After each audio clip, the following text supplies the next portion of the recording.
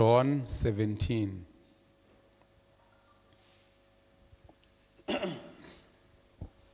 John 17,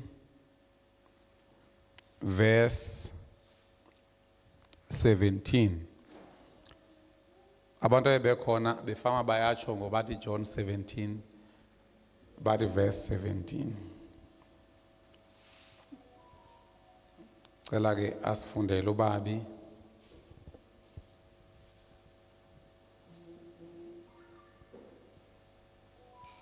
KwisiXhosa bangcwalise ngayo inyaniso yakho. Ilizwi lakho liyinyaniso. Bangcwalise ingathi ingcono le kababi kunale yami Mike.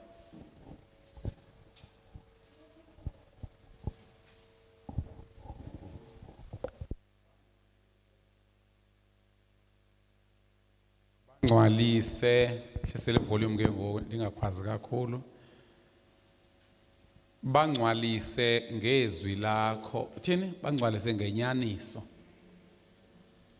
Izwi lakho inyaniso. Sithe ukungcwaliswa kuthwani? Kukuklinwa, to be purified, to be declared holy. Sithe ke iyona nto ibaluleke kakhulu emzalwaneni. Sithe it is a process yokuba umzalwane enziwe holy. Sanento ethi ke ngo xa ungumzalwane funeka ulithande ilizwi likaThixo endiqiniseke kuba kwindawo oliva kuyo ilizwi likaThixo alikho sesandleni sikaSathane kuba uSathane uyalisebenzisa naye izwi njengendlela awalisebenzisa ngayo kubani kanene kuYesu. Wamkowutela ivesi ethini ivesi yakowutwa nguSathane wathi ziphose ezantsi kuba kubhaliwe kwathiwa uThixo uyothumela ingelosi zikunqake.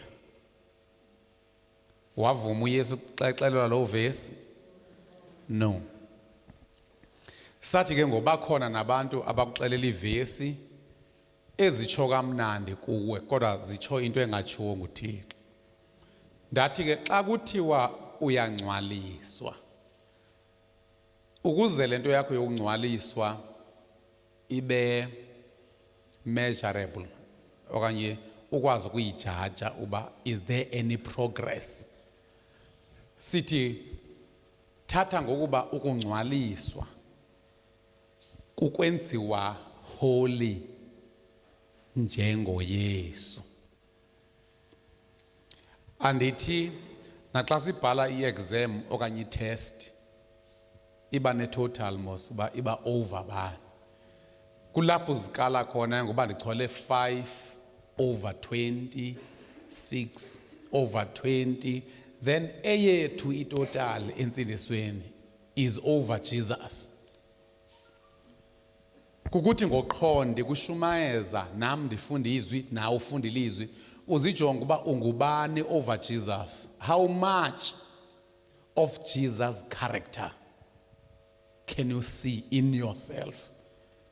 Not ukucula nokugida. Ukugida masigide kusekhaya sonwabile kodwa sigida logama sizomamela izwi elizosixelela ukuba how much of Jesus. Bakhona abantu abamkela uYesu baphakamisa izandla but xa ubakala ngetotali yethu enguYesu uphalwa ngu1 over Jesus lo. Omnye uPaul bayikhona it's 0 over Jesus xa sijonga icharacter yakhe. Kodwa amaculo uyawacula yonke into uyayenza. So every day umamela izwi liya likuklina because ilizwe likungcolisile wena. Now sanctification in 3 stages. I don't know whether to call them stages or what. In 3 stages, okay. Ukungcwaliswa kunezi stages ezithathu. Kusetyenziswa amagama esingisi. Kuthiwa xa ungcwaliswa kuthiwa sanctification is spontaneous. is spontaneous. Xa kuthiwa is spontaneous, kuthetha ukuthi ivele yenzeke. Xa kuthiwa spontaneous, not necessarily uba ujonga igama. Umzekelo ngoku, khane jike speaker. Xa ninokubuza uba ungcwelena, uba awuyazanga i-sanctification bayenzeka kanjani ungehluleka. Ndithi umbuzo endingawubuza, are you holy or are you being made holy? Ungaphendula uthini? Yeah, being made holy. Silungiseke bawucenga siyeke ekhasileyo usondezile at least. Are you being made holy or are you holy? So funake ngoku spontaneous uphendula lonto. Xa kuthiwa yenzeka spontaneously, ithethe ukuthi xa njengangondi lapha ngondingcwele ngoku. Which means xa kuthiwa sele ungcwele, ungcwele in terms of being declared holy. So that's why ke ngoku eBhayibhelini kuthiwa singabangcwele. Singabangcwele kuba ngale mini wamkela uYesu ungcwele. Kukuthini ukuba ngcwele? Kukuba set apart. So once wamkela uYesu, you are being set apart, you are being different. But ke ngoku isube isi stage sokuqala eso. I-stage sesibini se-sanctification kuthiwa it is spontaneous, progressive. Iyaqhubeka. Kutsho ukuthi ungcwele kodwa wenziwa ngcwele. Lo wokuqala ungcwele wehluke ngani kwesibini? Owokuqala ungcwele is because you are declared. You take over, you take upon you the holiness of Jesus. Nindivile. Kukho into ebendiyicinga Khasiland ukuthi intshumayelo okanye imfundiso ecaweni uba besiba nesyllabus ngalendlela esifunda ngayo eBible College bekuyoba lula uba noba kufa umfundisi avela ngene lula omnye, because umzekelo ngokwi-maths siyazi uba kuthi multiplication, subtraction, addition, division. Uba ufila utishala ongenayo uzofika stitch i-addition, subtraction. But ezicaweni into ebangela uba sivele sifundiswe izinto ezahlukeneyo nikhale xa kusifa umfundisi kungenxa yoba asiyijonganga isyllabus yentsindiso because ibonakala inzima. Abanye abantu ngokweli gama lithi sanctify zange baliva. Kwangoku balivayo balimamelele nje uba bade bawudla amasi xa bephuma. Abalimamelelanga uba ndizawuhlala ndilazi ngalendlela ndazi i-multiplication. So ngofanele xa singabazalwane sincokole from the point of isyllabus ye-salvation kwazi uba xa usindiswa kwenzeka ntoni? Kwenzeka i-justification. Yintoni i-justification? Kukuba you are declared righteous freely. Then after you are declared righteous freely, what happens? Then you have to live a righteous. So noba kufe umfundisi ke ngo uyazi uba okay bonke aba bagqiba uguquka ba declared righteous but they are not really righteous in terms of living. Ubulungisa babo bobu babufumene mahala. So which means you are declared what you are to become. So now with sanctification ke ngoku uthathwa ngoba you are sanctified. That's why uYesu esithi nakubafundi bakhe nina senihlambulukile ngamazwi endiwathethileyo kuni hlalani kum. Which means njengoba silapha nje sihlambulukile. But at the same time sanctification it is progressive. It is progressive. That's why you'll find ukuthi uPaulos unamazawi atshoyo ku 1 Thessalonians 5:23. 1 Thessalonians 5:23 uthi uPaulos may God himself, may God himself sanctify you through and through. May your whole body, so spirit and soul be made blameless until the coming Yabo le couple le initially izandla. Siya paraphrase sobathathu. Zithule ezinye inkakha. Uthi ubabi nayo belapho qaba ngambhekanga. Kubani omnye ethi bengambhekanga kuwe? All right. So khasifundele ke. So xa isithi phaya, may God himself sanctify you. Ithetha ukuthi ngokulonto into enqwenelwayo uba makayenze. So ingena under the progressive sanctification. Otherwise xa nokufika ngokumuntu athi wena ke ulingena izulu kuba awukho ngcwele, uzothi andingcwele ngala holiness ye spontaneous sanctification, la justification, la righteousness endiyifumene as a gift. Qha ngoku impilo esiyizamayo ngosizama nje ukuphila njengoYesu. Otherwise we are declared ukuba si right before God ngenxa ye righteousness kaYesu. But ke ngosine responsibility of imitating Jesus. That's why ndithe i-exam yethu i-over Jesus. Ayikho over 100, ayikho over 50, ayikho over 70. Kaba nalapha ecaweni yami ndiyababona abanye ngo-1 over Jesus. Abanye kuyabona noko sepha ko-50 over Jesus. Noko akufani. So i-responsibility yakho kukuba njengoba kuthiwe ungcwele, iba ngcwele ke ngofunda ke baba. 1 Thessalonians 5 verse 23. May God himself, the God of peace, sanctify you true and true. May your whole spirit, soul and body be kept blameless at the coming of our Lord Jesus Christ. The what? Soul, spirit and body be kept blameless. Kulapho ke ngoku wena usebenza khona insindiso yakho ukuba ufane noYesu. So sithi ke sanctification, it is spontaneous, it is progressive, and number 3 kuthiwa it shall be complete. Xa ebuya uYesu andithi kuthiwa siyofana naye. Kulapho ke ngoku uzothiwa hayi ke ngosigqibelele ke ngoku.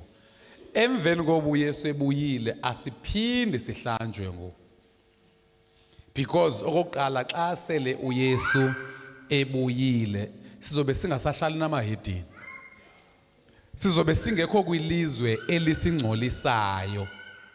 Ngoku zininzi into zokungcolisa ingqondo ngoku. And kufanele wena uadmite ubingqondo yakho imani ingcola.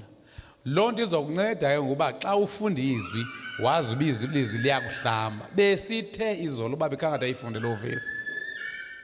Okanye uyayifunda mhlawumbe ndichisana ekuEphesians 5. Phaba uthetha ngezwi likaThixo elihlambayo ukuthi uYesu uyamhlamba umakoti wakhe. Bawucenga khawuninyuselele kancinci uhayi uhlisele ibhesi le. Khangathi siyifunde ne? Yeah, ibinguverse bani ke babi? Ephesians 5 verse 26. Verse 26, yes. Neka babi ke uyenze kakuhle.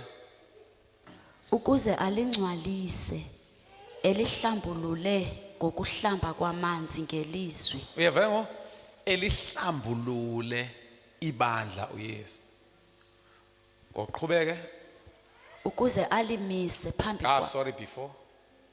Ukuze alingcwalise elihlambulule ngokuhlamba kwamanzi ngelizwi. Yes. Qhubeka. Ukuze alimise phambi kwakhe linobuqaqawuli lilibandla elingenabala elingenamibimbi. Kutsho ukuthi ke ngoku uYesu uhlamba ibandla lakhe ngokuhlamba kwamanzi okulilizwi. So ilizwi lelo ndithi andiyifuni lento bakuthiwa ilizwi uzosondla umama osibani ba. Niyakuthanda ukudla nini? Ngeke so kusinike utata umakhasa sondle umuntu abantu. Siphume sondlekile sihlutha. Uyaxoka futhi ayikho lijoy. Ukuthini ukuhlutha? Because izwi fanele kubonisa amabala because uYesu uyakuhlamba njengomakoti wakhe. So that's why ngithi kukhona intshumayelo vele bomba ndiphumeni ngahlamba angatuna namhlanje.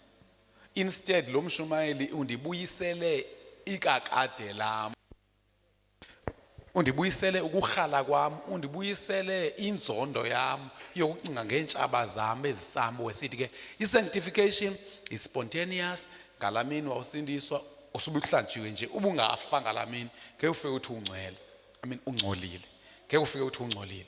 But still ngokuya ulimamela ilizwi uyawuhlambeka, and ngokuya umamela ilizwi ulivumela, ilife iya ibalula. Ndiphawule lonto because xa unengqondo yobuhedeni, noba sosiphakamisile isandla wamamkela uYesu, kodwa ilife yakho inzima njengeyamahedeni. That's why kukhona abantu abaphakamisa izandla abaphinde bazixhome njengamahedeni ukuthi uzibulele. Engumzalwane ukuthi une high ukuthi une stress, umane umasajwa. Into eyenza istress bubumdaka bokungafani noYesu. uYesu wakwane stress. Ke ngoxone stress, une stress njengabani? Une stress njengeminye imidaka sholo yalapha emhlabeni. Kuba awuvumanga izwi likuhlambe. Ingakumbi abantu bahlele besithi umo wami ke mnandi nje, umo wami kwamna ke ndifuza uanti. Asifuni mmo wakho apha, sifuna ube nommo omtsha, ube nommo kaYesu. So ndike ngoku i-question esizibuza yona, how much of Jesus can you see in yourself? Xa uzinika nje total sithi ke uYesu ngu-100. How much over Jesus are you? Then, so yibambe ke lonto nge-sanctification so that ungaphili kwi-guilt. Because sometimes xa kuzi-temptation, ukuyibona uba le temptation ayifani namle. Inoba nomfundisa kanti cinga uba ndisacinga le nto ndiyicingayo. Uba umfundisa ngandazi uba ndicinga le nto angadana kakhulu sendikumshumayeli noba ngumshumayeli. Funeka wazi uba libala nje elizokungcolisa. Kodwa unayo i-holiness le wayifumana mahala.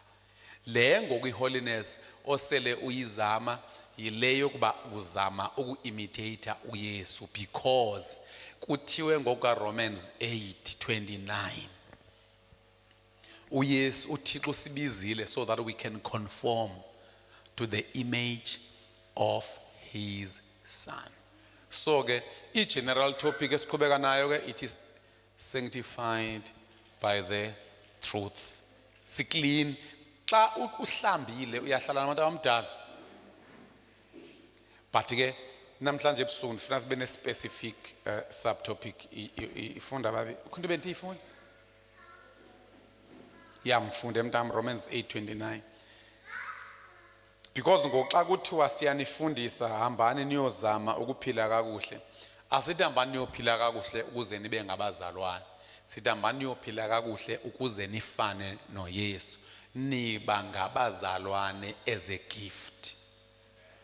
You are freely made righteous. Abanye ke ngoba baphelele kulanda uCastleland yokuba freely righteous, babe sebephila ubugebenga babo nobufebe babo lapho. Uyazi abanye bacaphukele kwegama lokufebe xa libizwe ecaweni. Cha bafuna ukufebela lapha ecaweni. Funda ke Chapter 8 verse 29 kwisiXhosa, ngokuba abo wabaziyo ngenxa engaphambili wabamisela ngenxa engaphambili ukuba bafane nomfanekiselo wonyana wakhe. kuthiwa wabamisela ukuba bathini? Afane nomfanekiselo wonyana wakhe. Yes. Ukuze abe ngowamazibulo kubazalwana abaninzi.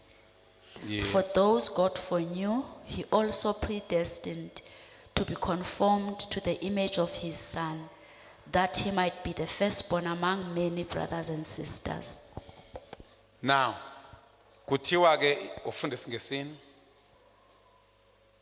For those God foreknew, he also predestined to be conformed to the image of his son, that he might be the firstborn among many brothers and sisters.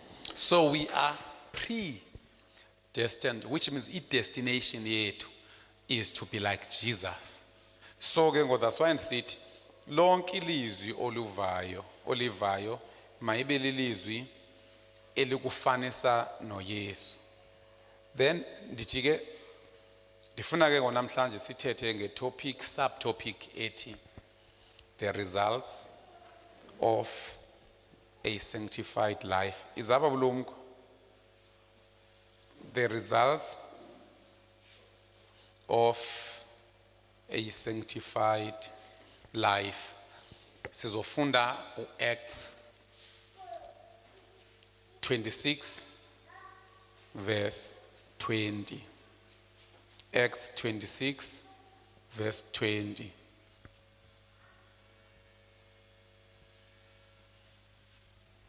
Sifundele ke babi. Ndesuka ndababikela abaseDamasko kuqala. Imake masingababikeli because zamisha isixhosa. Amen ngapha. Amen ngapha.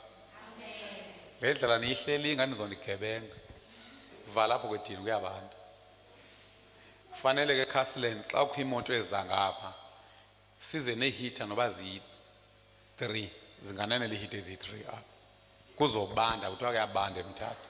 Sine heater ezininzi thina ngapha elwandle sizidingi. Ya heater zegas nizibeka apha enzela uba ndifuna apha nihlale nifundisane xa uphuma ecaweni uphume kunyukele ukufana noYesu. Xa uphuma kunyukele and before ufane noYesu uqala uzive guilty for not being like him. So bayingakuhluphi ke leyo. Yinto elendelekileyo uba yenzeka ngaloo nto ithetha uba akho nto uyizela apha ecaweni.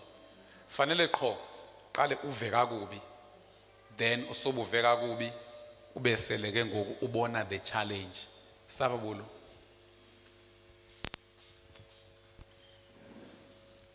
Ningaxaba kwenzekeni benixaba ndibiza umuntu andilahle kwezi notes zami zonke. Kodwa ke andilahlekwa into benzoyishumayela ayiqali lento uyahamba. Uyazi ngenye imini ndiyoshumayela eAlbertine ndisafunde ngapha esikolweni. Kanti iBhayibhile ndandisa preparation emaphepheni ke ngoku. Shaya ngedouble iphepha ndilibhale emacala. Ndalifaka eBhayibheleni phakathi. Then ke ngoku uzondilanda ke utata lo bandiyoshumayela. Kanti ngizothi xa ndingena ndibeke iBhayibhile ngaphezulu kweprivate car then ndingene ngaphakathi ndiye ebhuthini ndifake ibhegi yam then ndingene emotweni siyahamba. Hey xa sisehlika hayibo iphi iBhayibhile ndizokhumbula ibiphezulu kwemoto. Sesihambe more than 60 kilometers. Kwanyanzeleka uba hey njengoba ke ngoku bendipreparishile kaloku preparishile unguPopayi ujike inotes uziyeke wazibe uyokhunjuzwa into ozojonga kuyo. Mnazi andiyenzi ke loo nto. Yonke into endiyipreparishayo ila so noba ingacima andinangxaki. So ndiyakucebisa ke nawe ipreparation mayingabi kwipreparation. Preparation nje uba ukwazi ukuyilandelanisa. Sithi ke uthi masifunde isiXhoseni then sofunde singesini. Ndaqala khawuchekishe speaker bawucenga. Yes. Ndaqala eDamasko ndaya eJerusalem. Ulungisenele kamama Mcenga. Hey. Nakuwo wonke umhlaba wakwaJuda nakwelentlanga. Ndashumayela ukuba baguquke beze kuThixo benze izinto ezibonakalisayo ukuba baguqukile. Imaka sizuxhina. Ucimele yami ngoba ucenga xa nimahlisele umkakhe. Yes. Khawuqalaqaleni babi nivile ubithini ikhwaza kakhulu enye into. Yes. Ndaqala eDamasko ndaya eJerusalem. Waqala lapho Paulos nyusela le microphone bawucela. Waqala eDamasko. Yes, thank you. Waphuma waya eJerusalem. Waya eJerusalem. Uba ucenga linxele. Xodwa makayinyusa. Uyinyusa kakhulu. Xodwa makayihlisa. Uyayicika. Khawuyibeke kakuhle ngoku bawucenga. Kakuhle ingehli kakhulu ingenyuki kakhulu. Neholo wona sikayiqheli. Waqala lapho Paulos ukushumayela. Uthulele fa. Abantu baseNtabokulu banjani kanti? Waqala laphi? eDamasko. Waphuma waya eJerusalem then nakuwo wonke umhlaba nakuwo wakwaJuda. wonke umhlaba naseJudiya nakuwo wonke umhlaba khoqaqaleni. Ndaqala eDamasko ndaya eJerusalem nakuwo wonke umhlaba wakwaJuda nakweleentlanga ndashumayela. Okay. Uyephi? eDamasco. Kutheni eqala eDamasco? Nivathela impama ngo icace kangaka. Kutheni eqala eDamasco? Animanzi bakutheni eqala eDamasco? Usiyeni libele uthi kulamathafa aseDamasco. Asethe ngamathafa aseDamasco la. I mean, ilula impendulo kaloku. Kutheni eqala eDamasco? Ingathi nosisazi lapho ugcwele ingoma. Zama ukuthi usondele uCastle Thowazi impendulo ke ngo uninikile hint. Kutheni eqale eDamasco? Kulapha guqukele khona uSawule. Ubhoke ngoSawule usisi. Kulapha guqukele khona uthi uqale phi ke ngokushumayela eDamasco. Xa esuka eDamasco uyephi? eJerusalem, because wathi esoguquka waya eJerusalem wayoziveza ukuba sendikumzalwane, because iJerusalem ibisabu head office yakhona. Wayoveza ukuze afika confirmwe ke ngokuba hayi ke naye uguqukile. Then emva koko wayaphi? Waya eJudea, yes. Wabe selesiya kwinhlanga ke ngoku, because kwezandawo bedila namaJuda waya kuzo zonke inhlanga. Ndifuna nimamele uba ebeyokwenzani. Yes. Ndashumayela ukuba Mamela ke hey. Masimamele uba yintoni beyishumayela. Washumayela ntoni? ukuba baguquke. Number 1, baguquke. He preached that they should repent. Number 2, Beze kuThixo. come to God or return to God. Number 3, Benze izinto ezibonakalisayo ukuba baguqukile. benze izinto ezibonakalisa. Kaloku bazalwane ndizama unixela le topic yam bivelaphi ethi the results of sanctification. Awunothi you are being sanctified zingabikho results. That's why ndifuna ukuyiqualifya le nto ngokuthi uthi uPawulos I preach that they should repent. After repenting, turn to God. After turning to God, they should prove by the way they live, by the things they do, that they've truly repented. That's why in the city now we can go, if you are being sanctified, uba uyangcwaliswa, masibone iziphumo zokuba uhlambeka, masibone iziphumo zokuba uyahlambeka. Okay, sizothetha ngazo ke ngesizigqibe namhlanje. Inoba namhlanje ngizothatha zibe yi5. Ngomso emini nithathe 5. Ngomso emalanga ndithathe endizithathayo. Kodwa kufuneka kube nento ezintsha apha kuwe ukuze kubonakale nyani. Ndithi ke nalapha eChristian family ndisababona abanye ngongqongqoshe nje abangene ecaweni. Akubonakala into ezintsha man. Uba hayi lo muntu lo uya ehlanjwa. That is ingqondo yakhe iya itshintsha. So number 1, the first result or fruit of sanctification. Xa sanctified, you begin to have new love. Uthando lutsha. Ongazange wabanalo. New love. Yima andithi most yabantu abaguqukayo baguquka bethi baselithandweni.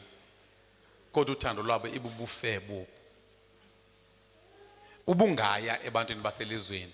Xa becinga ngothando, bacinga nje ngobufebe. Kodwa ngoxa ufika apha uyakwazi ukubathanda abantu kodwa ungafebi nabo. Uyakwazi ukubathanda obhuti kodwa ungabi immoral.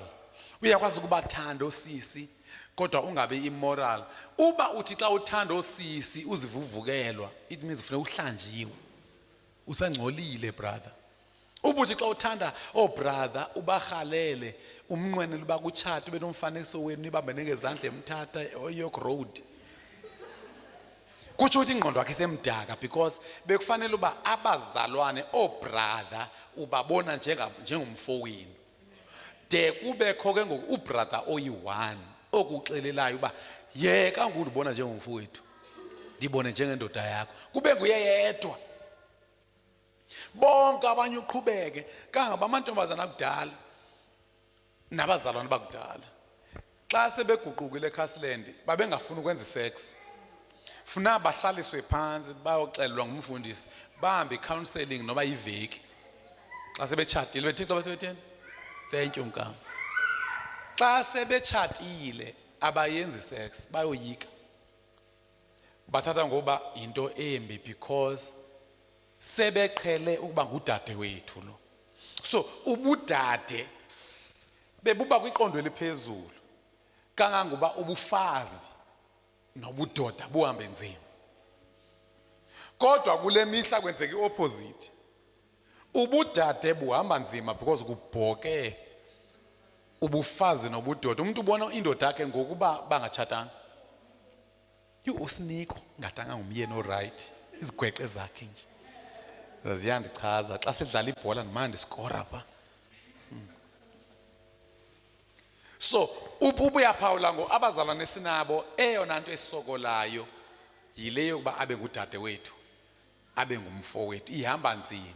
Kanti kudala abazalwane xa beyoshunyayezo bekushunyayelwa isanctification. Bezingekho into yoba kuvele kubekho inkomfa apho kuzovele kufika umshumayelo ozothi by this time next year kuzokwenzeka izinakento ezinew year crossovers. Funa ukuyibona loo nto. Crossover buhambe crossover nje. Yazi uba uzawumoshwa pha. Uxelelwe izinto angazitshongo uThixo. Uyazi uba uyaya kwi-crossover kuthi unyaka wakho uzoba mhle kanti ngomatshi kubhubhuyihlo. Because i-crossover kutshiwo nje iminqweno yakho enze buqhwaba izandla ubeka imali ezinyaweni. Uphuma unamathemba angawatshongo uThixo. I-crossover ndiyifuni ma. Enye into bazalwane, izinto ezimosha abantu ngozi izinto eziright emehlweni abantu qha they are not Christ-like. That's why xa ungumzalwane, you don't have to do everything that is right, everything that is done. You have to do only those things that are Christ-like, only those things that are beneficial. Because kutshiwo pha kuthiwa everything is permissible, but not everything is beneficial. So uPaulos endenza only those that are beneficial. Hambani crossover niyobuxhuthizana pha. Hallelujah, hallelujah. Nihagene nivuyela uba kubethe u12 ingakanangqondo. Nina nisena la mkhuba waselalini, not elalini man. Lo mkhuba wasebuhedenini we-Song of the Year. Sizongena kwi-Song of the Year 5, 4, 3, 2, 1. Jesus, Jesus. Wenzani? Lento yakho yokucelebrate first uyicelebrate njengomphu Jesus. Sithe wena itotal. You should be something over Jesus. Ke ngoku uYesu betakatakapi evuyela ifirst because thina soloko sisazi uba ifirst into yethu because kuthi imihla yelungisa iyolulwa. Imihla yongendawo iyanqanyulwa. So umuntu ofanele othuke kulo othi hayibo ayinqanyulwanga. Yo mandivuye nyani. Uvuyelane wena into yakho. Ingxaki awuyivumelanga isanctification ba kuklinwe ilizwe. Kuklinwe ilizwe nezi zinto zipermissible. Nezi zinto zivumelekileyo. Kodwa they are not beneficial because you don't benefit the character of Jesus. Sithi ke ngo you begin to have new love here. And uthando lobuzalwane lu-fourfold.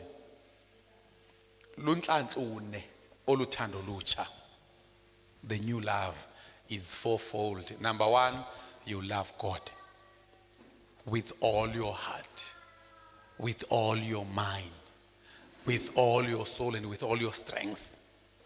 So uThixo uba number one. Ubulumko kunento ayifake efonini yakhe ethi if you put God first, you will not be last. Kutsho ukuthi xa ungumzalwane ngo you put God first. That's why ngoku namhlanje uba niyaphawula ndishaya ivideo after video kude kuphela imali epokothweni. Abanye ngo abafakanga nto pha biphelile ngo siyigqibile. Siyigqibile because uYesu, uThixo number one. You love God more than anyone, more than anything. That's a new love. And abanye bakhona ecaweni qha bafumene a new dance ekuthiwa yithomo iqa. Inechwechwa. Andiyicunukela ichwechwa. Ichwechwa ndayicunukela isoqikelelo bisuka. ndisebenza igama elithi isoqikelelo because andikho sure kwakuthi uyisuka kwaShembe. Hey, ababhokanga abantwana ngaba ibambe lo xa sebenza naseRegina apha ndibona uba ndihlela bayenza phambi kwami. Ndathi ke kodwa xa isenziwa phambi kwami ke noThixo ukhona yenziwa naphambi kwakhe, so andazi ucinga kanjani umphathi kodwa ichwechwa neThomoyi, iThomoyi andiyifuni but ingxaki yeThomoyi ke ngoku isondele kule ndlela bevele sigida ngayo, so you don't have to worry as long ngadanga uyibize ngeThomoyi. iThomoyi ke ndiyicunukeleswa ngabantu isuka kubo, isuka abantu kuthiwa zinkosi. Aba bantu andisifuni istayela sabo because ngabantu abanetoyitoyi, imajority yabo ngabaqhankqalazi. Ngoku uba ngaba sidansa njengaba bacinga baba-right, bacinga bazi-celebrities zethu, so ndicinga so loo nto iThomoyi neengoma zakhona wavele hamba yedwa ndifuna ezo nto ezo.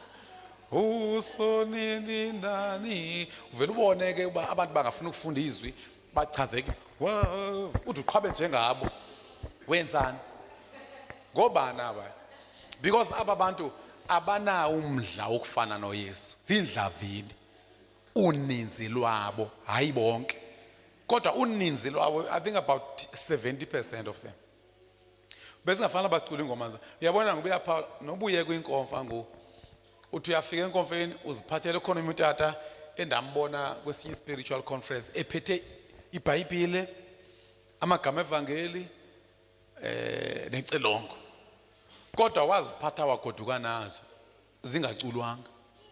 Abantu abatsha bacula mfungu le wavele nankwesiza asizicule ezo zinto mani, nankwesize kiwe yebapostile yomelela yishili inkosi.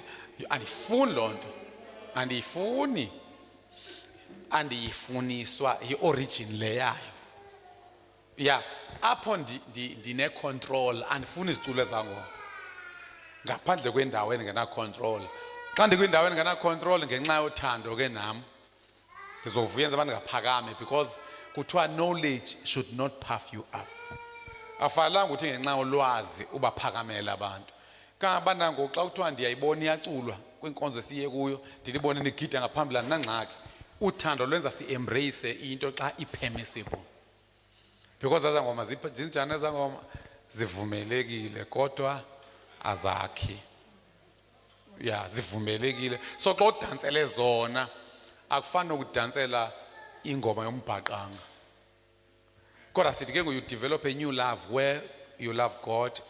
Number 2, you love your neighbor as you love yourself. And siyayazi le nto uba Matthew 22 verse 37. Zombini, is it 37 and 38? Eyoqala nguMatthew 22:37. Love God.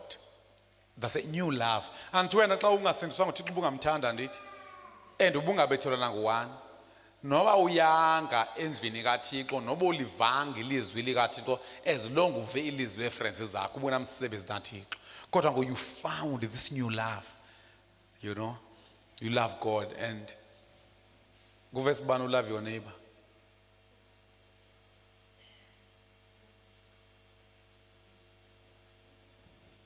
Yeah? Then verse 39 ke ngoku you love your neighbor. Uneighbor ngubani? Kulo mntu oba helpful kuwe, lo mntu okuncedayo, abantu ofana nabo. That's your neighbor. You love them as you love yourself. Number 3. Yes.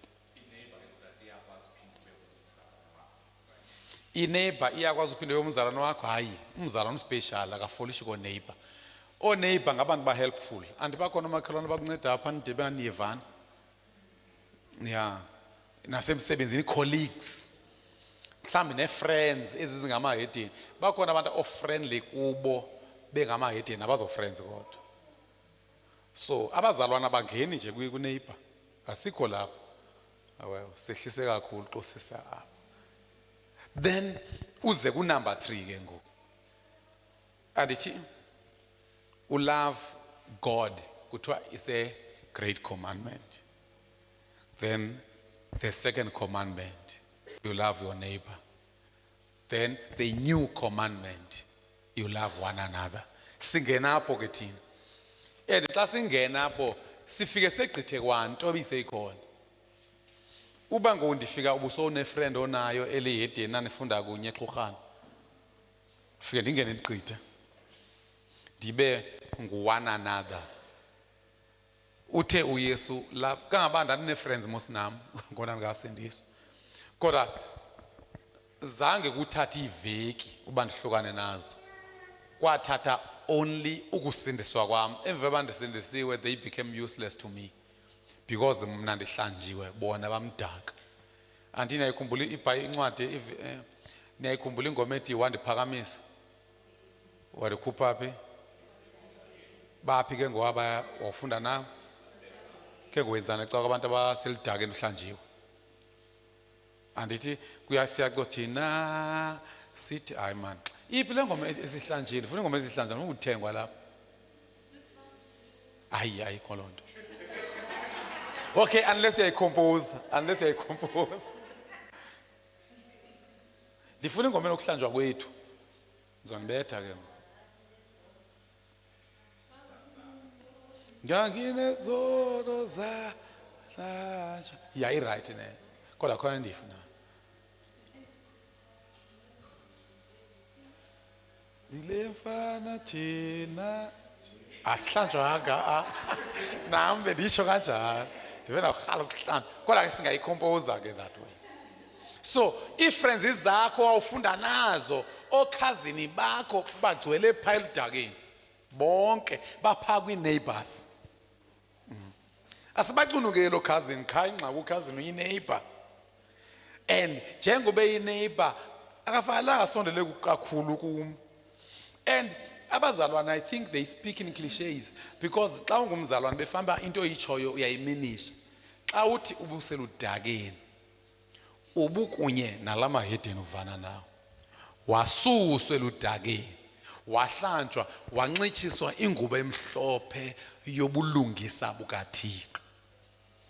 Then ke ngokutheni kuzofuneka uba yiduxelelwe ubahlukana nehedeni because ihedeni lingcolisa lengqondo siyiklinayo. Uyabona ngonje banqola na ubuphinde oncola namahedeni amahedeni ophinda buyisele ukungcola. Kukuthini ukungcola? Ukungcola sisimilo esingafani noYesu. Ukungcola abantu abakwethu akuzozinto zingcolileyo. Zizinto ezingafani noYesu. Uyabona ngokumuntu buke wathi wakuxelela imoto ezifanele nina njengogqirha baqhuba iAudis bayaziyo ilawyer zicula sithanda ukuqhuba iTiguan imoto zako VW ezinye ke kanti neBenz baziqhuba ogqirha. So uphala uba kunengqondo ethile ebanjiweyo. Lo ngqondo ingcolile lo ngqondo. Ingqondo engcolileyo ingqondo engafani noYesu. Ubuke wayibamba apho. Uzokwazi ukuva nakumshumayeli uba hey sindile lamshumayeli bengcolisa ingqondo yami. Imani ke bake sezumzekelo. Uba ndinokuthatha ibodies eclean entsha ndiyibeka apha. Ngeke ibe ingcolisile la bodies. Singathi kuclean ngapha ecaweni. Ngeke ethuke umuntu. Uba yibo abantu bahlala kanjani? Ayicleanwanga indlu igcwele ibhodi okasizenze zibe nizigcwala indlu ibodies. Ziclean zonke zintsha. Ibodies nebhlukwe nekepusi. So singathi kuclean apha endlini. Ezinto zingcolisileyo azicleananga. So that's why you'll find ukuthi kukhona izinto ezi-acceptable but kuba zisehlisa zitshintsha ingqondo yakho ibize ifane kaYesu. Ezo zinto ufuna ungazamkeli. That's why ke ngondisithi xa ungumzalwane uyehlukana nabo nabantu kuthiwa balungile. Into abantu ohlangana nabo ngaba bazama ufana noYesu. So ukuhlanjwa kukususwa kwezinto ezilungileyo nezingalunganga ezingafani noYesu. That's why sasithi xa kufika entsindisweni everyone has to change. Bad people have to change. Good people have to change so that they won't be just good, but they will be godly. Sithi ke ngokuthando lokuqala wena you love God ngoku. And when you love your neighbor. Number 3, you love other believers. You love other believers imfumana ku John 13 verse 34 and 35. And kuthiwa uba siyevana singabazalwana ilizwe liyobona uba singabafundi bakaYesu. Kukho umbuzo endidla ngokubuza ke. Lo mbuzo uyaxabanisa. Othi xa ungumzalwane ngubani omthanda kakhulu phakathi komzalwane ne-family member engakholwayo? Kumzalwane. It's a new love. It's a new love, this one. Sithe kaloku i-family members they fall phaa kwi-neighbor. Ayithethi ukuthi abathandwa, but they fall under neighbors. uYesu uyitshilo mos wathi abafowethu nodadewethu ngaba bakwenzayo ukuthanda kukabawo. Yintoni ebangela uba ungevani kakhulu nekhazini yakho xa usindisiwe xa engasindiswanga? Kungenxa yoba izinto ezenzayo zikhubekisa lo umthandayo. Uba uYesu umthanda nyani ngeke uthande ukumbona ekhutyekiswa. Okokuqala nje le khazini yakho imkhubekisile uYesu ngokuba avele uYesu ayofa emnqamlezweni ivele ithi yona uyaniphaphela ncinga ndiyamkela lo nqalo yakho. Because ukungamamkeli uYesu is the greatest crime in the world. Because into ayenzileyo yokuba ayofa emnqamlezweni athathe izono zakho zibalelwe kuye, ubulungisa bakhe bubalelwe kuye, emva koko wena you reject him. So yiyona nto leyo oyaziyo ngekhazini yakho, oyaziyo ngomalume wakho, owaziyo ngeclassmate yakho. Iclassmate niyasebenzisana ekwenzeni group amaninzi assignments together, nenza yonke into because you love them. You love them as you love yourself, but you can't be loyal to them. You can't be that close because every time you close kubo ingqondo yakho izobe ingcolile noba ngu1%. So you love your neighbor. Number 4. So said you love your neighbor, you love God. Just because you love God, you can love your neighbor. Just because you love God, you love his children. Kakhulu. And mna ndisosindiswa yazi uba imizi endandilala kakhulu kuyo ndandilala kuloo mfundisi noXumeka. Ndihambe ndiyolala kuloo Gentse. Ndiyolala ndandalala nakuloo Zibi ayizandilala. But ndivakashela khona ndibuye kulate. Because I found abantu abangcinela nam ngento yonke. Xa ndihleli nabo yonke into endiyihlekayo akho nenye efuna ndiphinde izikline kwimva koko. Yabona? So that's why ke ngwesithi uYesu eyona obona mama bam nabafowethu ngaba bakwenzayo ukuthanda kukabawo. So number 4, you love your enemies. Now, when you love your enemies as God loves them.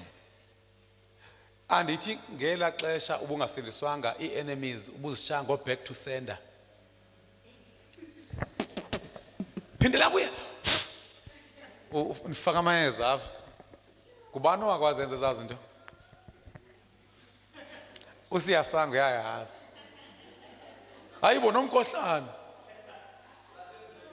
Oh yayisenziwa ingenziwa nguye. Phindela kuye. Ima azikho icawe nabashumayeli abasoloko beimpressa lento yentshaba zakho. Kaba bayithanda le verse ethi intshaba zakho ziza ngendlela eyi1. Xa ziphinde ngendlela ezisikhombisa. Amen. Ngubani otsho lonto? nguYesu. nguDavide weTestament endala. Who doesn't have the new love? Thina sine new love, and yonke into ekufuneka sibe yiyo thina sincedwa nguMoya Oyingcwele. Andithutshile uYesu ku John 14 verse 15 and 16. If you love me, you will keep my commandments, and I will ask the Father to give you another helper. Which means, ukuzokwazi ukudisplay this new love, uncedwa yi-helper. Because ingqondo yakho nenhliziyo yakho isoloko ifuna uphindela kuye. And uphindela kuye resonates with your old self. Anti wonke umuntu ukhalehlelwe into embi. Yazi ba ngamanye amaxesha xa uyile ntlobo ngenamoto uke unqwenele bawene imoto ababegqitha utshiswa lilanga ba. Iba ungcono oye waphendula wathi okanye wathi yakho space. Ukhona lavela bheke phambili ngathi awuthethanga. Okanye kungcono xa kutshisa ilanga uthini xa kuzisichotho. Ungqale umbisa kanje. Avela uthi nje pipi. Tshi ube nento engathi uvela uqhamuka ihashi. So, which means the old self usoloko efuna ibintshaba zakho and uyazandisa intshaba. Uyazi ba xa no old self zininzi intshaba because umuntu ezihambela imoto yakhe into neba ngibajika belutshaba.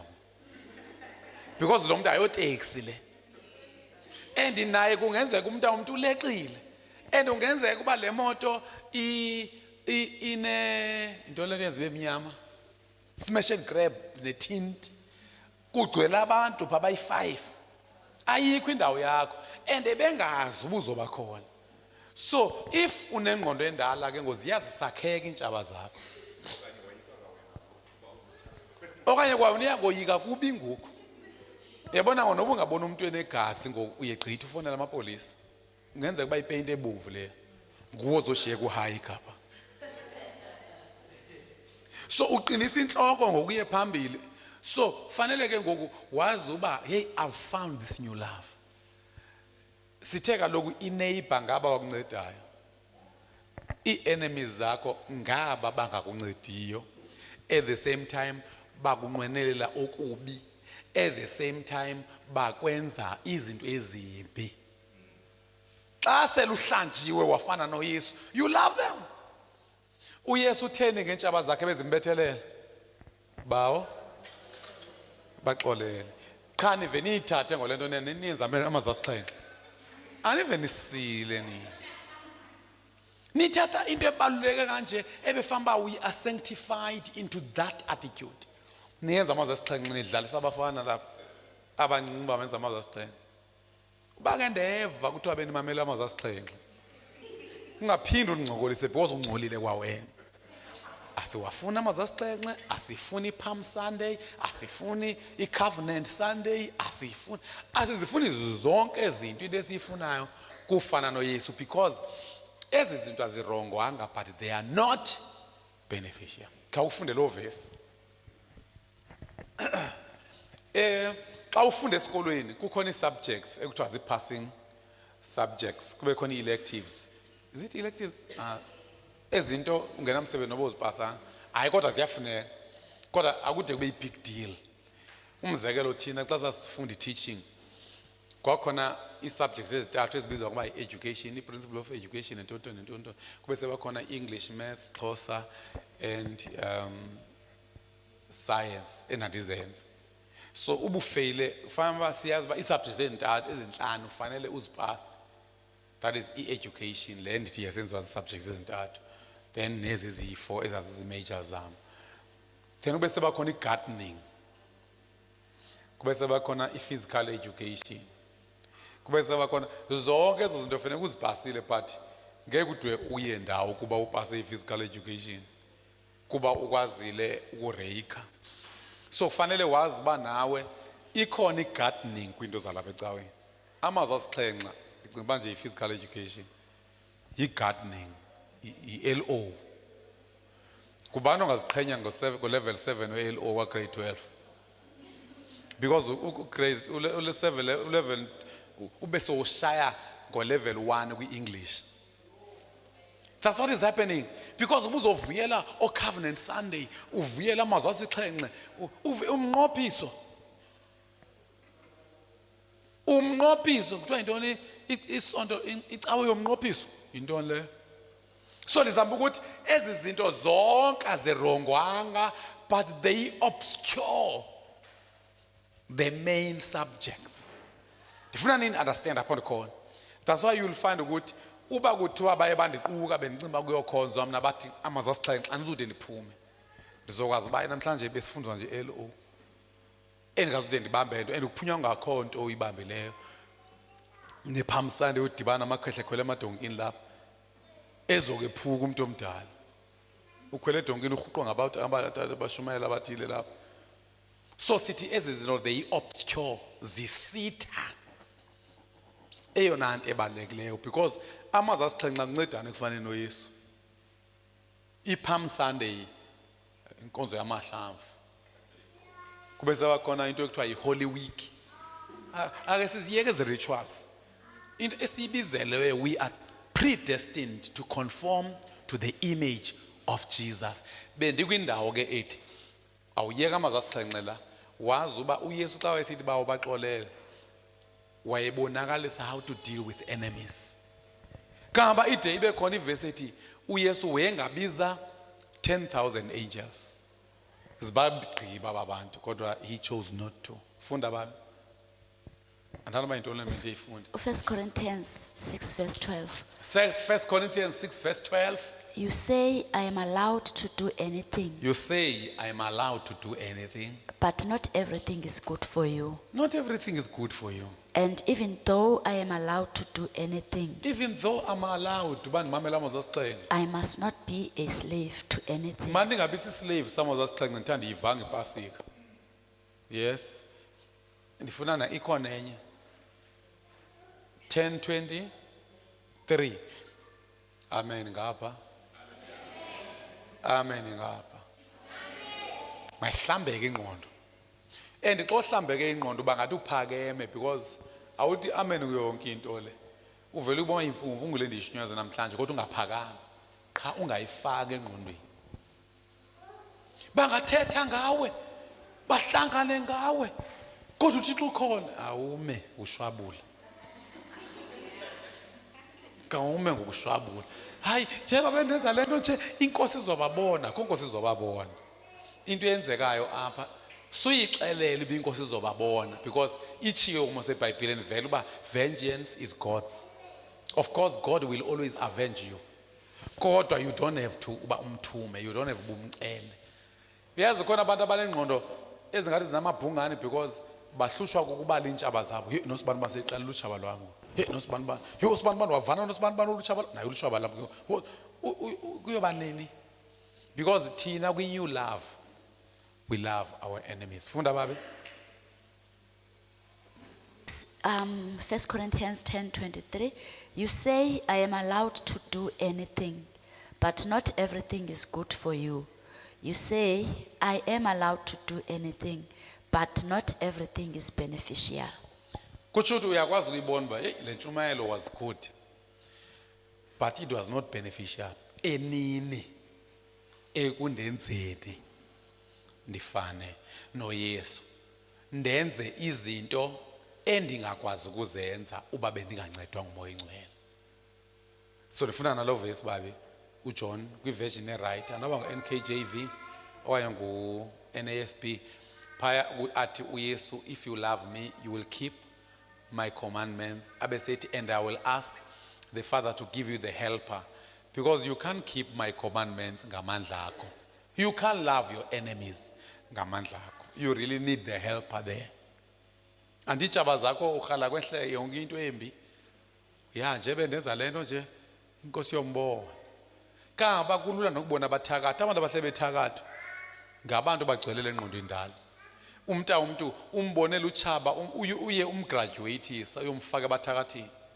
And khona umuntu umthakatha umkhathele ngani because akazi ukuthakatha wena lithi. Usafe. Yima xa ubona izinja zikhonkotha ngapha kocingo uyaxwala ubiyile.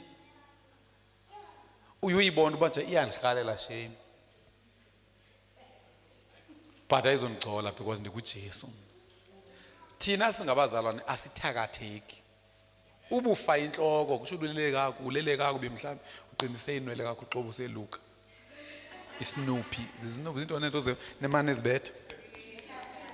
udla amapilisi ya uqinisile umuntu ebekweluka kodwa ayikho inhloko yomthakathe emzalwaneni umeqo awukho emzalwaneni hamba uye kugqirha xa bethe ogqirha babona into ethi babakayiboni anti izinto ziyazidiscoverisha nabo tata omdala bafa zingabonwa ezisezibonwa ngoku so fanele wazi ba i-medical science iyadevelopa nothixo watsho bakuya kusanda ubulumko and all that neematshini ezisetyenziswayo zazikade zingaboni into ziyabonwa ngoku so xa bengayiboni abayiboni isafihlakele and basengayibona enye imini mhlawumbi ufikele nje kumuntu ostreswa ngumfazi wakhe akwazi nokubona enye kwawena akakuboni kuphambi kwakhe so xa sithi andiboni into hamba uye kwi-second opinion, third opinion, fourth opinion and stop going to opinions. Have faith in God. So masifane noYesu sithanda intshaba. Then how do you love your enemies? Funda mntana. Ku NASB, John 14 verse 15 and 16. If you love me, you will keep my commandments. I will ask the Father, and he will give you another helper, that he may be with you forever. Udinga ihelper ukuze wenze ezi zinto zafuso ukuze uthanda utshaba lwakho. Then ukuthini uthanda utshaba lwakho? Ndifuna ubabi asifunde.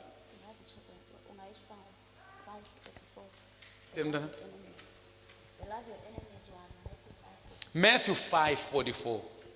44. Love your enemies masimjonge. Xa kuthiwa love your enemy, akuthiwa feel good about them. Akuthiwa fellowship with them. Bazokudlisa. Ungalungi uthi uthatha umfundisi uthi manje ngithanda enemies zamvakatshela. Love lo wokuthanda enemies akana affection. Akana fellowship phakathi. Xa kuthiwa uthanda utshaba lwakho, it means you provide for them when they are in need. And you don't wish them into ezimbi. Koko ukuthanda utshaba lwakho. Emva kokuluyeke luhlale pha lungangeni kwakho na ungangeni. Awungeni emzini wotshaba lwakho lapha. So udlisa lamntu akudlise ngezinja kwazi. Yabo. Ndiya kwamasibani bani lolu utshaba lwami ndive kuthiwa mandimthande namhlanje ndiyoqala iqalo elitsha. Uyoqala iqalo elitsha lokuhlala engcwabeni. So xa kuthiwa love your enemy, it's not about how you should feel about them. Kukuba cha ungabanqwenela into ezimbi, ungabachukuzeli, bangakustress. Uyazi xa unqwenela utshaba lakho into ezimbi nguwongcuthekayo. Because abantu sibambela kakuhle izinto because asideterminwa nguwe. Uthi xa ujoyinanga kule party yakho. Into yothi uyayibona xa uvela ulubone liqhama ngomnyunyuva emoto sha. Fela ukuhudishele pipi ufuna ukhwela makhelwane. So once wanentshaba odila nazo ngengqondo endala engaklinwanga lilizwi. Uzoba nengxaki kha ucinge uJudas wela utshaba likaYesu. Noba wayefriend kaYesu ngosezombulala. Ngosezomnqasha wayesela utshaba ngoke actions. Kodwa uYesu wathini ngokazomanga? Wambiza friend. So uYesu ukwazile ukuhlala noJudas ngokusele mazi uba uyeba imali. Wahlala noJudas ngokwamazi ubuzomnqasha. UJohn 6 verse 70, if I'm not mistaken, uyatsho uYesu uba andinonyulanga nanina bayi-12 kodwa omnye wenu uSatan. Funda babi.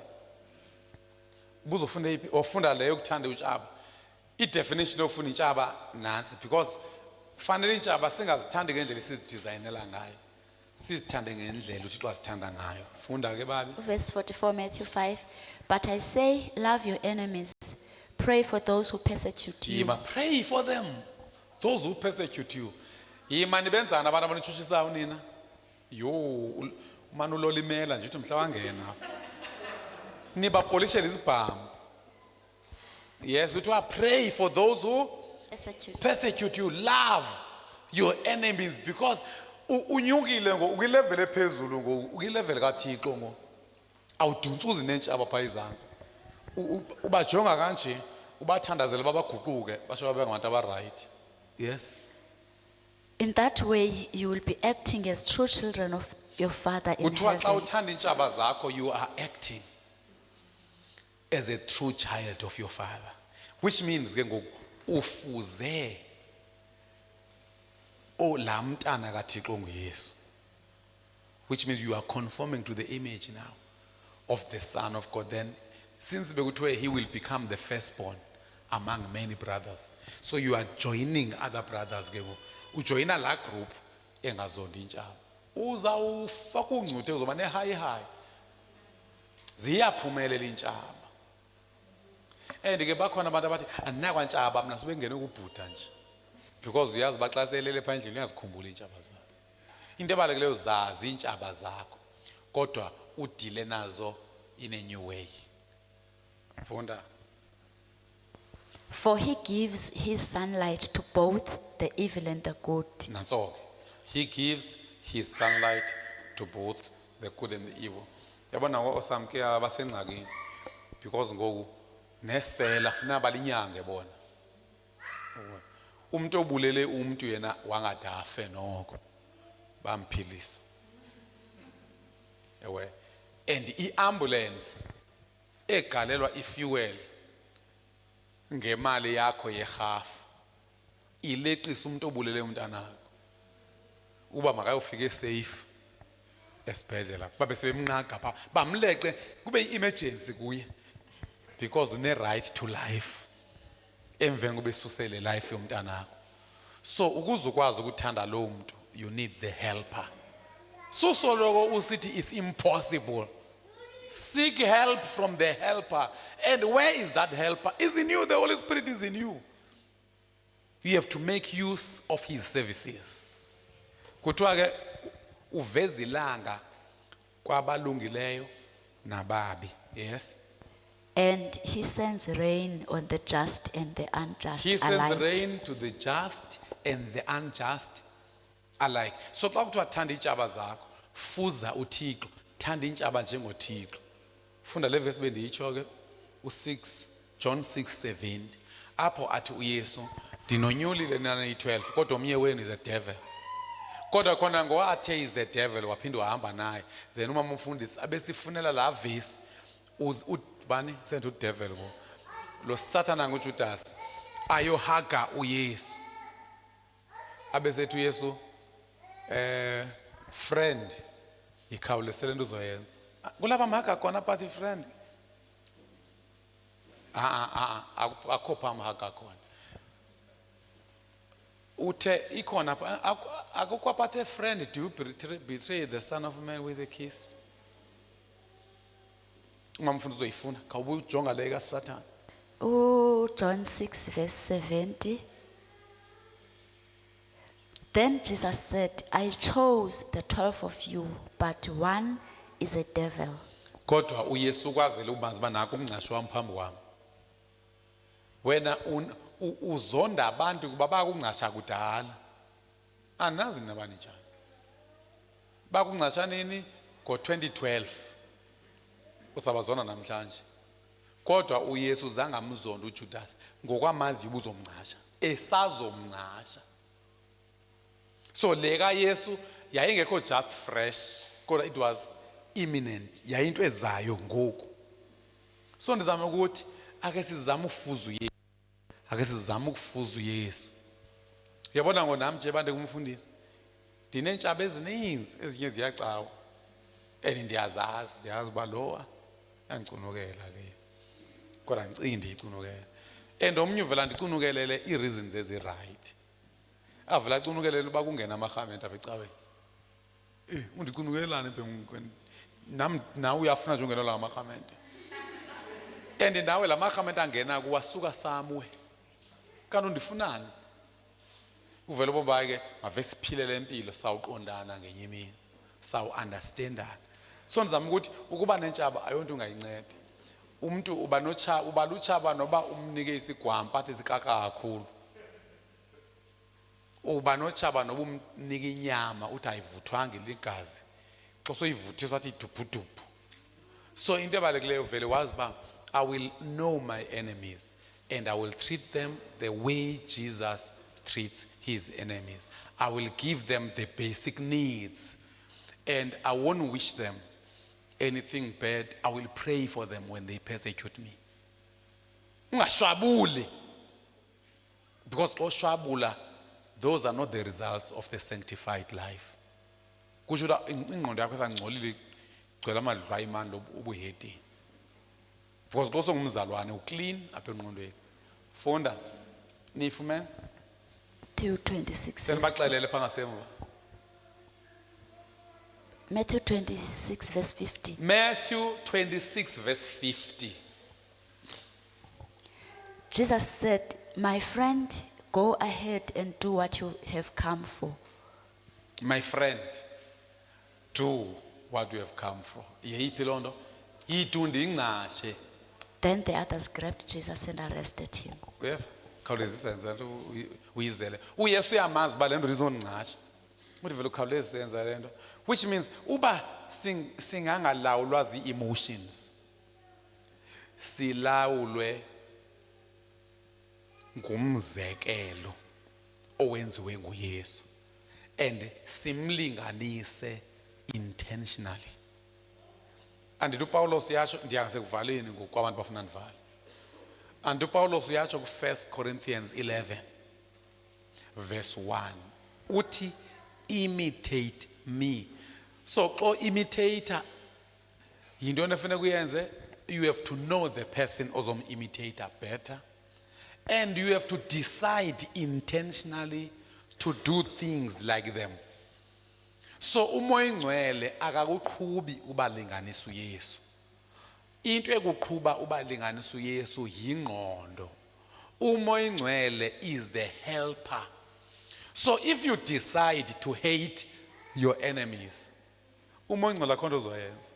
Kodwa if you decide to love them, the Holy Spirit will help you and make it possible. So that's why i-repentance yinto eyenzeka engqondweni. Utshintsho lomuntu lwenzeka engqondweni ngoka Romans 12.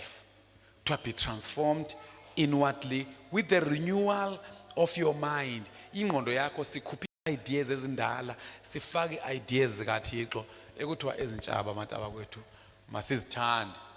Ukuthanda itshaba ngicaba kuba civil. Nasemsebenzini ukhona umuntu ozokuphatha kakubi. Akuphathe kakubi ube uhlala naye apha eofisini eyi-1 uzawuthini ke ngoku ugqitha ngamahedeni. And sometimes iba khona into ongathi uyapretenda xa uhlekiswa lutshaba lwakho. Ii-jokes zotshaba ziyahlekwa xa ihlekisa. Akupretendo, yi-self control. I-self control nokupretenda. Abantu bavele bathi xa befuna uba zindlaveni, andihlekwa mna ke mna andikwazi ukuzenzisa abantu abakwethu nje. Xa ndingxamile mna ndiyangxama. Awuphilanga. UThixo wangxamela amahedeni kodwa uwanika imoto, uwanika imisebenzi, aye esibhedlela abuye afe umzalwane. So uThixo wenzela into ezinhle amahedeni, so ufuze banke wena. So uThixo xa ube kuthiwa ulapha emhlabeni bezohleka xa uncokola ihedeni, kodwa besazi uba ngemini yokulitshisa uzawulitshisa. Yes mntanami. Nceda. Kulento entshaba tata uye uthini umzekelo xa zona ke ngokufumase bana uyamazi ba lo muntu lutshaba lakho ngokubana into azenzayo okanye into azithethayo xa liku-embrace ke ngokulona like lizama uncokola nawe lincuma lisithini Ncuma nawe cha uncume njengoYesu. uYesu nangona weyincuma noJudas kodwa wesazi uba nguSathane lo ncuma naye. Uyabona? Ungancumi over.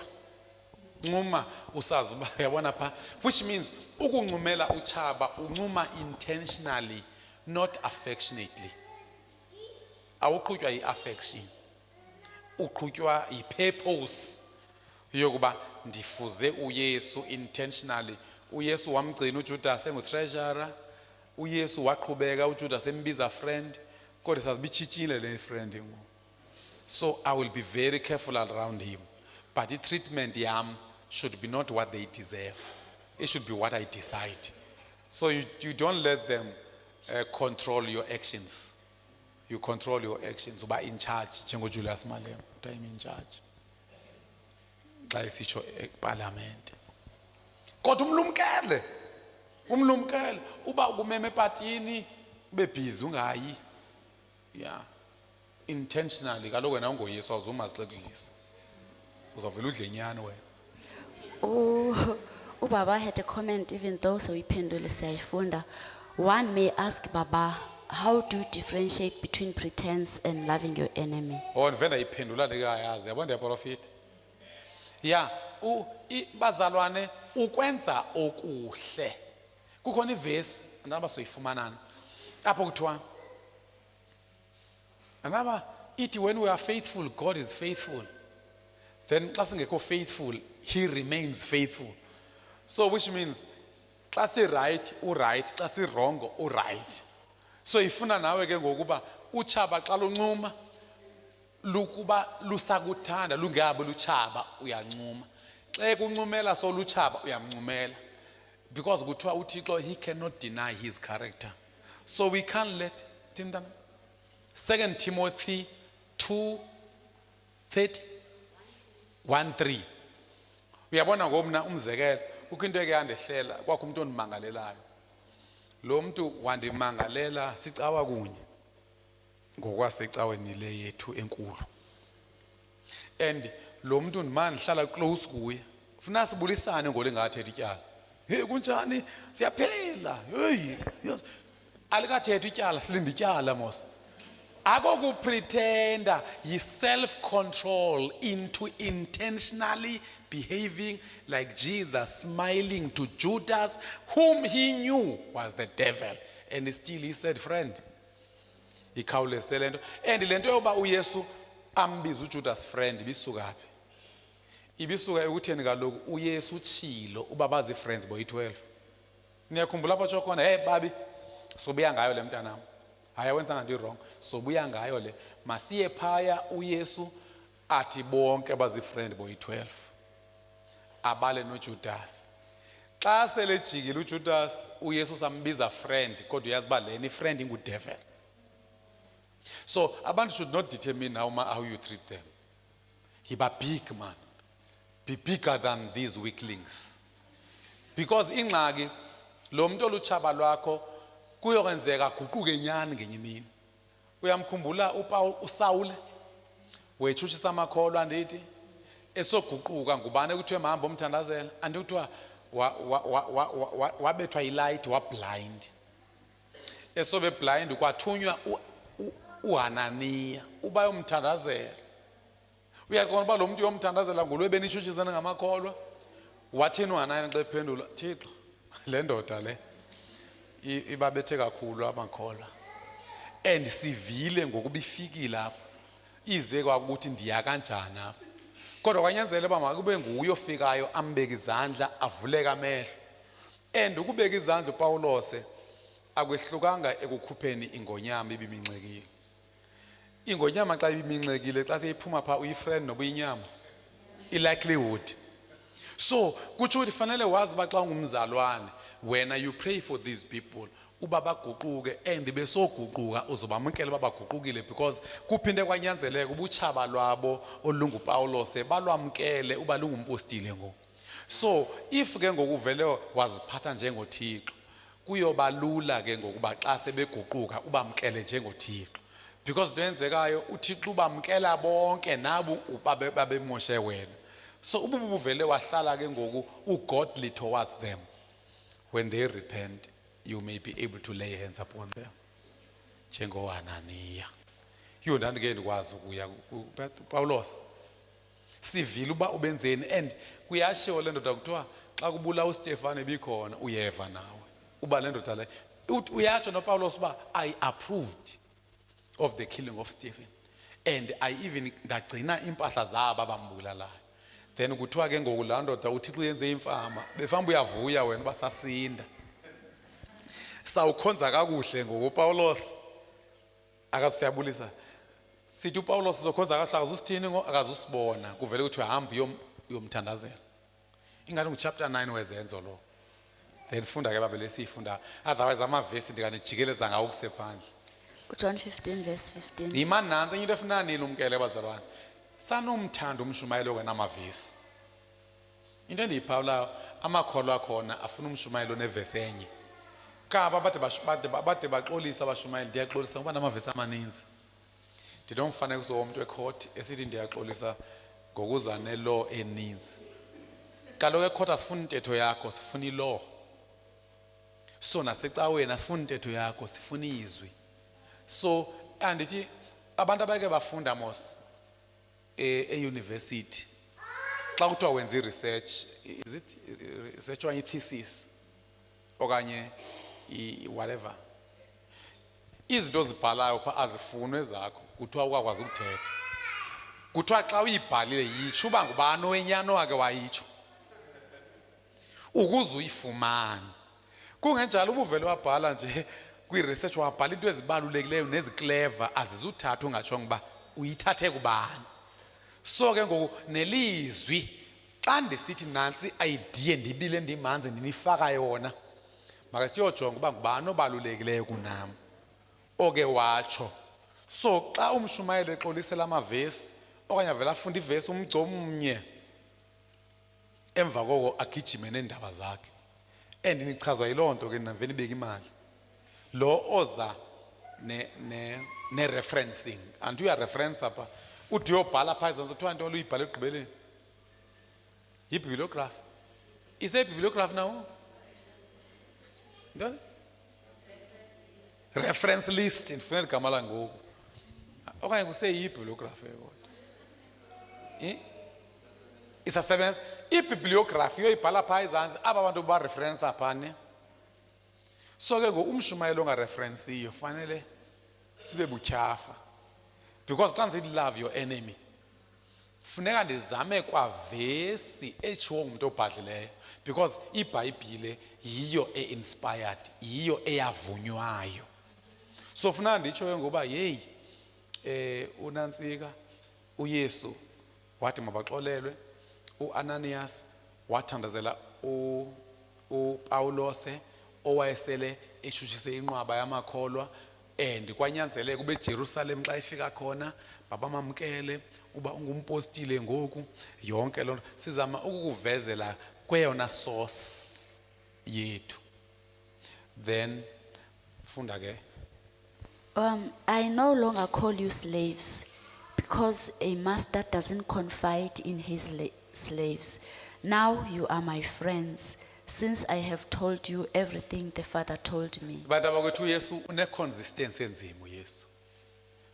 Uba angafika uYesu athi I call you friends ngoku, then ngale mini seyizomncasha uthi friend ikhawulezele into uzoyenza, emva koko bambamba abeze nawo. So kutsho ukuthi uYesu uJudas wayesengu-one another kweli xesha sezomncasha ambiza friend. La friend wayeseyitshintshile in context, kwakusekuseziwa nje uba ndimbiza friend wabe senditshiyile, otherwise beke ndamxelela phaa uba this one is a devil, this one. So ke bantu abakwethu ithi intetho yam kuni sinothando lutsha. Ndoda enkulu itopic yethu namhlanje ithi the results of a sanctified life, iziphumo zobomi bomntu ongcwalisiweyo. Sithi umuntu ongcwalisiweyo unothando olutsha, olu-fourfold, oluntlantlune. They love God, they love their neighbor, they love one another, and they love their enemies. Sithi to love your enemies doesn't mean feeling good about them, doesn't mean not knowing that they are your enemies. You really know that they are your enemies, but when they smile, you smile. But uyazi uba ndincunyelwa yinja apha, noba uzothi uyixelele. Ungade uzikhuphe zonke iindaba zakho enjeni. Hayi ke bantu abakwethu. Enye bendithe sogqibela ngayo yilethi, when we are faithful, God is faithful. Xa singekho faithful, he remains faithful, because he cannot deny his nature. So ingathi nature yakho ukuba Christ like, ingabikho into ekususayo ekufaneni noYesu. Funda mntanam. So 2 Timothy 2 verse 13. 2 Timothy 2 verse 30. If we are unfaithful, he remains faithful, for he cannot deny who he is. Ngasentla kuthiwani?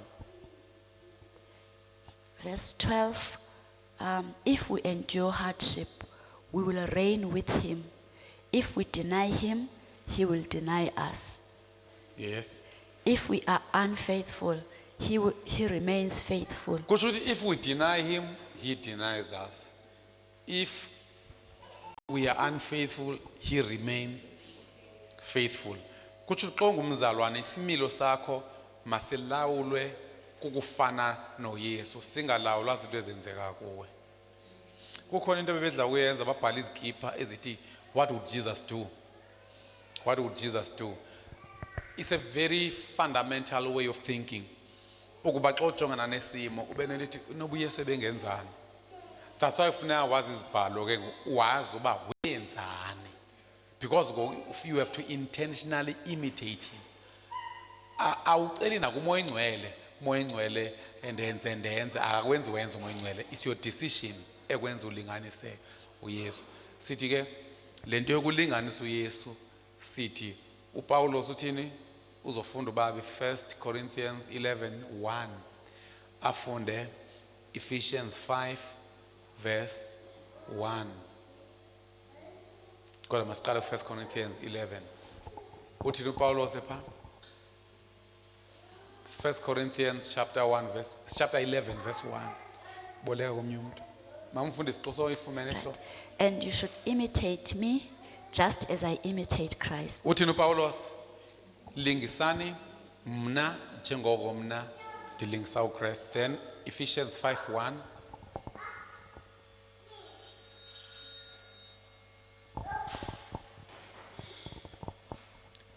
Imitate God, therefore, in everything you do. Imitate God.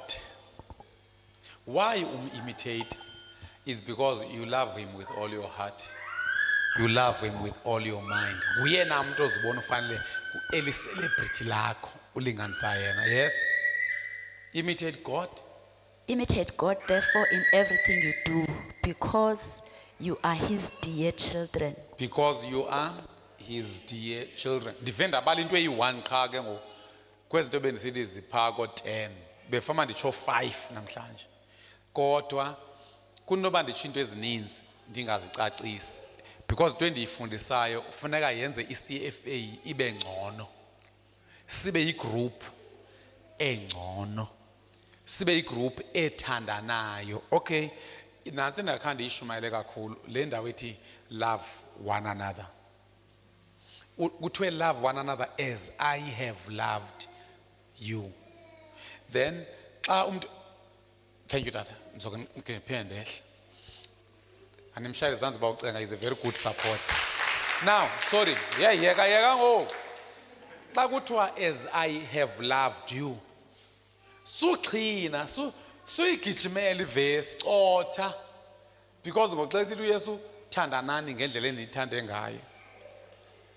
Uyamazi ubusithanda kanjani kuba kachonga bojonga ivesi u1 John 3:16 uyatsho ke ngoku and kulula khasiland ukuyigcina le verse because it's not John 3:16 apho kuthiwa wenje ukulithanda uYehova. Sibe no 1 John 3:16 obonalisa uba yena uYesu ubathande kanjani abafundi bakhe. 1 John 3:16. We know what real love is. We know what real love is. Because Jesus gave up his life for us, so we also ought to give up our lives for our brothers and sisters. Uvile basithandana kanjani thina? We give our lives for our brothers and sisters. Ndike ndabona amakholwa omnye utata kuthiwa ngutata Omothoso. Niwabonile bala amakholwa kamncama ngutatawo. Wahlala ejele ndaba kuphika bekhona 8 years. Xa ephuma bathi uphumile upapa. Uphumile upapa bancame ubomi babo ngenxa yomuntu abathi ngumzalwane. Thina sithatha ixesha elinganani ukulahlana thina. Thina sine nonsense ethi don't inherit other people's enemies. Le vesi ayithi masizi inherit enemies. Because xa uthiwa ncama ubomi bakho for umzalwane wakho ithetha ukuthi side with them even if you will be killed. So that's how deep our love for one another is. You defend one, but qala umjonga ba ngu one another, ungadefend isifebe. Ubethwe ngumfazi ubethwe indoda yomuntu ngenxaba lo muntu umdefendayo ngumjungulo lala nabafazi babantu. Not law nonsense le. We defend umuntu kuba simbona uba ungumfundi kaYesu. Xa kuthethwa ngaye uthi ndimi ngakuye. Kabana ngoCastle ndike ndaziva ndizicingela nje. Ndisithi umuntu ofuna ukukhupha umzalwana apha ecaweni ngeke alunge. Uba umzalwana ohlaliswe lilizwi apha ecaweni ngeke emke. Jona bande ngakuphoxa ndokuphakele iphiko elincinci. Uyawugcinwa lilizwi apha. Uyawugcinwa yilanto ayitshoyo uPetros. Uthini uPetros? Ngeke sihambe Yesu kuwe. Singasuka kuwe siyephi? Ngenxa yamazwi okuphila. Ayikho ititsha lokuyibona uba ye iyabhema le titsha liyasela yandika kodwa yatitsha. Sendihlaliswe kutitsha kwakhe kwesikolo. Endomnye uPaul bokuphoxa qho. Ye wena mpumulo nkulu. Qonda ba utitsha losibani uyandiphoxa kodwa uyatitsha andiphumi tu eklasini yakhe. So nizohlaliswa yilonto apha. Noba ndinganiphoxa ku social because xa ungumfundisi ngumuntu abantu uyabanyathela ku social. Kodwa bahlaliswe zi spiritual benefits. Lelizwi nokuthi uyayiphila insindiso. So ke ithi into yami ke if si imitator uYesu sonke sawuvana and sizozi inherita enemies. Uchaba lo waCastleland anobuya umva ndithi and is inherit because uthando lokuthanda abanye abantu.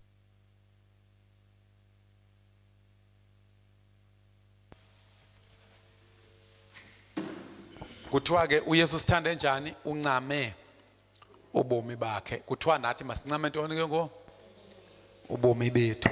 Uyayibona deep, very deep this one. Kanti xa bebamba ikhazini yakho ngeke uncama ubomi bakho ngenxa yekhazini efebayo. Ngeke uncame ubomi bakho ngenxa yekhazini edlwengulayo. But ngendibona abazalwana ukucaba abona abantu babancamela ubomi ngabantu badlwengulayo.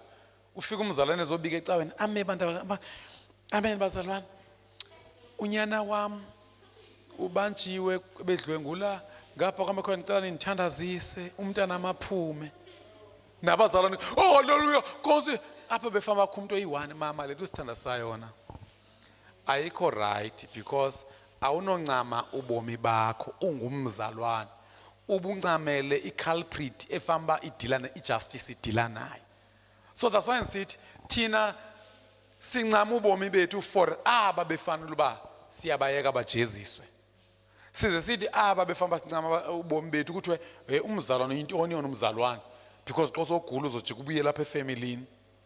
Asindaba nakubuyela siyabuyela efamilini bayifamily but babafuni sozama abazalwane. Siya efamilini kuba kusekhaya apha kodwa banifuni ke ndozama ukuya kwamzalwane.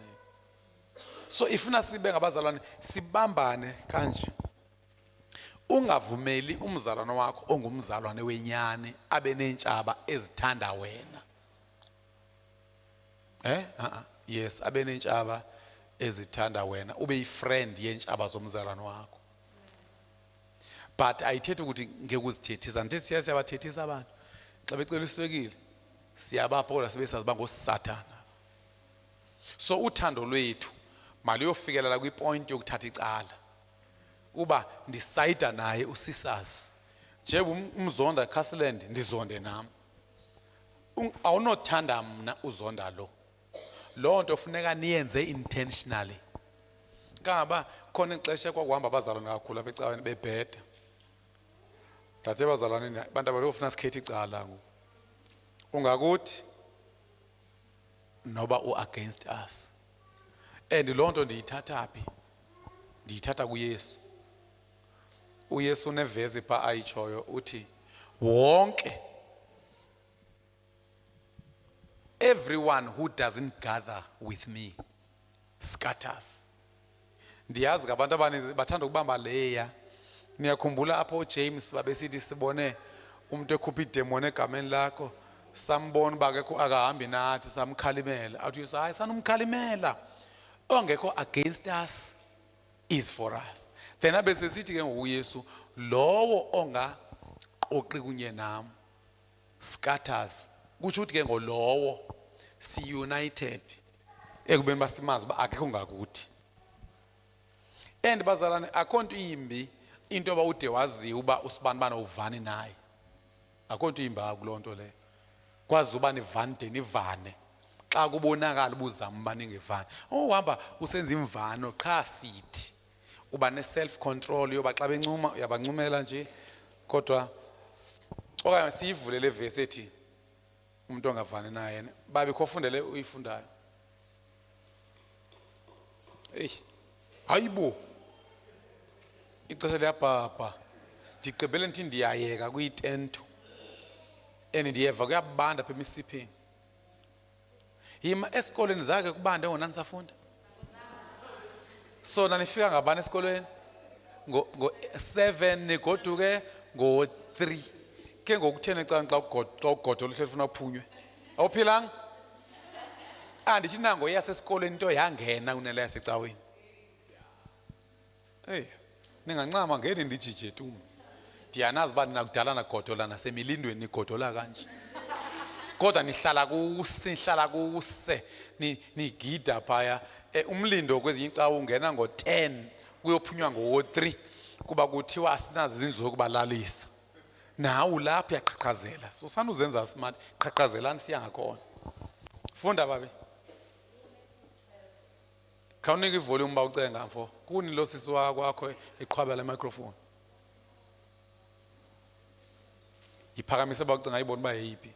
Oh. Ibetha. Uyayibetha ngoba ucenga famba ilight apho. Uyazi ngamanye amaxesha ndike ndifuna umuntu enza into ngokukhawuleza uphalwa nami mhlawumbe ngeke ndiyikhawuleze kangaka. Kodwa kwangoku ndiyafuna ikhawulezise still. Uthi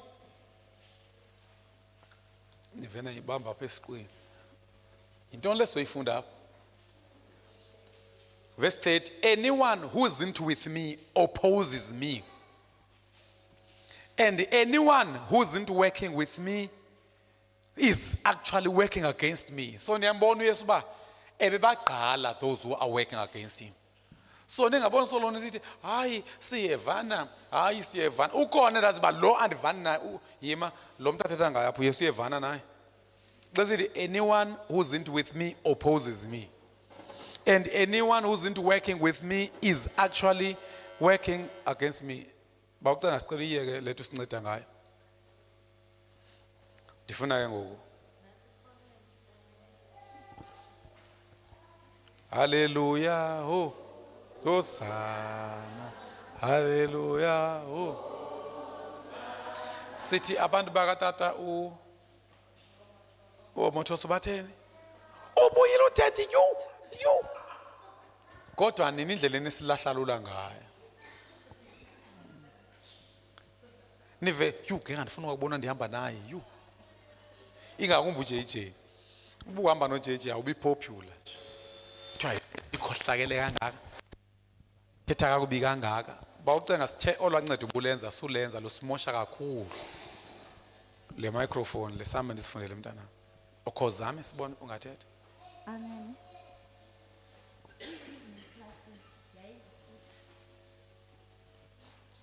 Ayingumuntu ongqina lanto yokuhlala.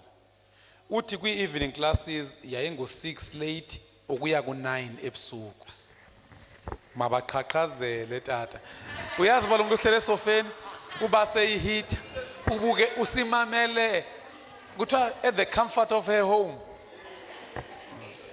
Uhlala wesikhala kakubutshela. So ke bazalwane bami sithi sifumene uthando lutsha. Apho simthanda umzalwane ongumzalwane. Side si-inherit intshaba zakhe sincama ubomi bethu. Kabantu ke ndiphawule mntakafosi uba abazalwana bakwazi ukuncamela ibhedi le. Bomba ebomini kude kakhulu. Lo muntu akwazi nokundincamela isweet yokugqibela. Kaba ndifuna nicuphane ngo xa ubona umuntu edla into yokugqibela khona ncamela. Uzombona apho ba ubomi uyozabe uncame. Kaloku eyona nto kuphela kwayo kakhulu ububomi. Yonke enye into noba kuphela kwayo ngoku. Ungaphinde uyifumane. Once nje wambona edla inyama iqatha lenyama. Antu uyandithanda? khawundincamele. And lo drumstick zisekhona i-drumsticks ezikhona apha emhlabeni andithi. Kodwa apha nami uNkosi ukacela inyama ngiqonda uba incinci. Ndiqonda uba noba ndiyamnika le nyama iyagungquza apha ngaphakathi because andithi inyama xa uyijongile uyayiseta. Uyayazi uba ixesha layo lizoba nini. Kwawena umane uyiphusha uyijikeleza. Uyisuse yonke irice nebutternut nayo yonke into uqonda uba ngoku uzoqondana nayo unemizuzu ozoyidla yona. Umuntu kanqephule first day ngeke ucela isono ngeke. So if akakwazi ukuncamela i-drumstick akakwazi ukuncamela iphiko soza kuncamela ubomi lo muntu. Kuthiwa be ready uba sincame ubomi bethu. Ngicela siphakameni. uThixo masincede ngoluthando olutsha mani. Oluthando lokuthandana. Nabo basihlekayo bathi masiqhaqhalezele siyabathanda. Andi siyamthanda uTshela? Simthanda njalo. Love your enemies. Yima ndiyancola akayo enemy. Bazala into enzoyithandazela kuba uthi kwasincede sithi walk in the light. Walk in the light. Kukhona iverse ethi babi? Ko iverse ethi Jesus' life was the light of the world. Something like that. Yeah, kuthiwa and his life was the light of the world. So xa kuthiwa uhambe kukhanyeni ithetha uba you are imitating Jesus because kuthiwa his life was the light of the world. Ma-CFA, we imitate Jesus. Iintshaba zethu siyazithandazela, siyazithanda. Xa beswele siyabapha. Kodwa into entsha ekufuneka siyipractice eyokuba ungabi friend yotshaba lomzalwane wakho. If urhalela ukuvana nabo bobabini baxolelanise kuqala. Ndidla kutsho kanjalo. Kupossible ukuvana nabo bobabini. Kodwa qala ubadibanise. Baxolelane. Kungenjalo ujonga uba ngomphi lo angafuniyo baxolelane. Uba ngumzalwane wakho vele wazi bangumzalwane lo. Because singabazalwane we are always ready to forgive. And ukuxolela akunanto yakwenza ne-fellowship. Ayithethi ukuthi uqanda ukuxolele nizove nihlale nawe. Ayithethi uqanda ukuxolele sizohlala epatini kunye if you are my enemy. Qha kokuba kuzophela laa nto ekunqwenela into ezimbi. Ndikwazi ukukupha xa uswele. Now the last verse, last. Romans 5 verse 5. La verse ivese enzima kakhulu. Msiyana.